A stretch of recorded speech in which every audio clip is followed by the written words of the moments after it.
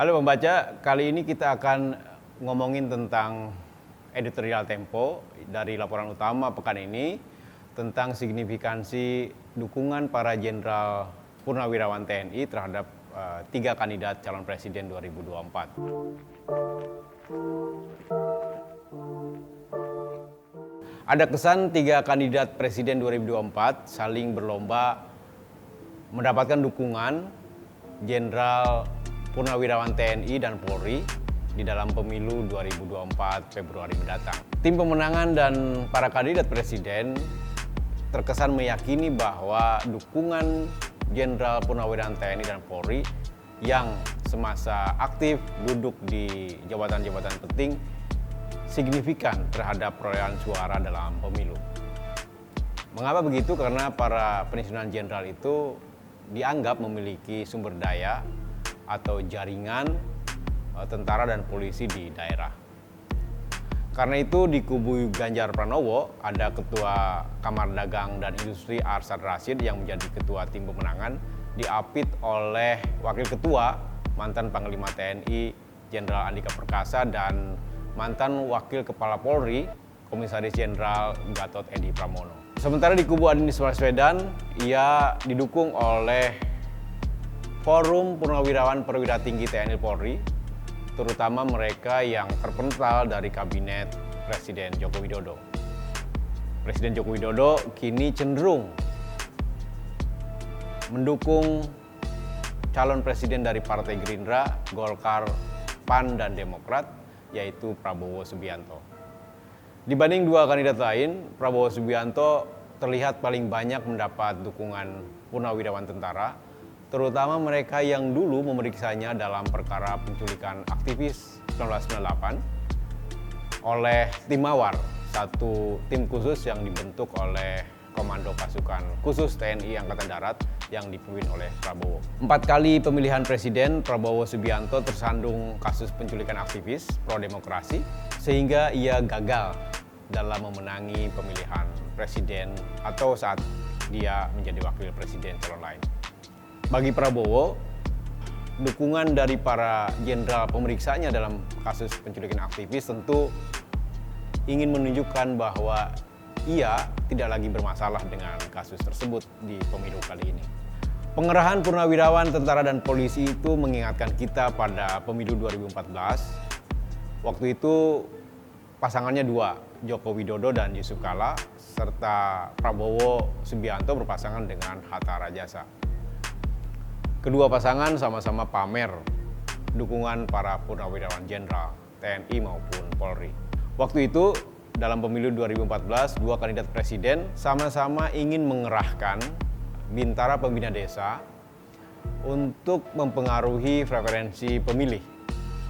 Babinsa adalah ujung tombak TNI di daerah, juga Bayangkara pembina ketertiban dan keamanan masyarakat atau Babin Kamtibmas yang ada di bawah Polri, yang bisa menjangkau para pemilih secara personal di desa-desa dan kelurahan.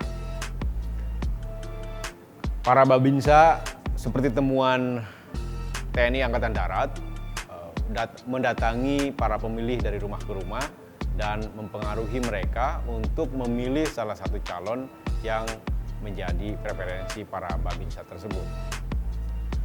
Namun dukungan para Babinsa di daerah rupanya tidak efektif dalam menyuplai perolehan suara bagi para kandidat. Di Jakarta misalnya, suara Joko Widodo dan Yusuf Kala itu 53,08%, sementara Prabowo Hatta Rajasa hanya meraih 48,92%.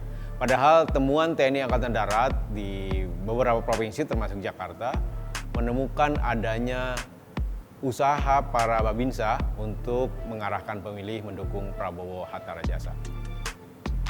Tidak efektifnya peran Babinsa mempengaruhi para pemilih itu juga sesuai dengan survei elektabilitas oleh lembaga-lembaga survei yang menunjukkan bahwa preferensi pemilih itu tergantung pada ketokohan calon presiden, bukan pada partai pendukung atau orang-orang yang menjadi tim sukses atau tim pemenangannya.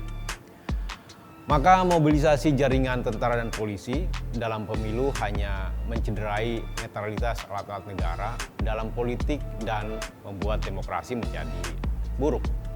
2 periode pemerintahan Joko Widodo membuktikan bahwa dukungan tentara dan polisi dalam pemilu berujung pada pengerahan petinggi 2 lembaga ini dalam jabatan-jabatan sipil. Akibatnya harapan reformasi 1998 yang menginginkan politik bersih dari watak militerisme makin jauh dari kenyataan. Pemberian kekuasaan terhadap militer sebagai balas jasa dukungan dalam pemilu membuat supremasi sipil terganggu dan Indonesia menjadi seperti Amerika Serikat 2 abad lalu.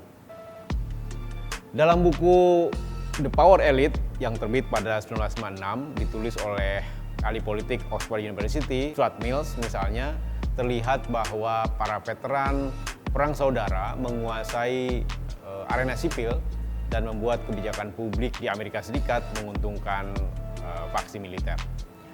Kekuatan elit militer di Amerika Serikat setelah perang saudara mulai melemah seiring dengan banyaknya tokoh politik dari sipil yang menguasai lembaga-lembaga perwakilan. Karena itu para kandidat Presiden Indonesia tahun 2024 hendaknya menghentikan mobilisasi dukungan para pensiunan jenderal. Mereka mesti berfokus pada peningkatan kesejahteraan masyarakat, pelindungan hak asasi manusia, pemulihan kebebasan berpendapat hingga proteksi lingkungan. Karena dengan program-program itu masyarakat jadi lebih tahu dan akan lebih memilih dari apa program yang disampaikan oleh para kandidat ketimbang pamer dukungan dari purnawirawan jenderal. Tadi karena kita ingin menegakkan supremasi sipil sebagai hasil dari reformasi 1998. Simak opini dan analisis serta liputan selengkapnya tentang mobilisasi dukungan para jenderal purnawirawan TNI dan Polri di edisi pekan ini hanya di majalah.tempo.co.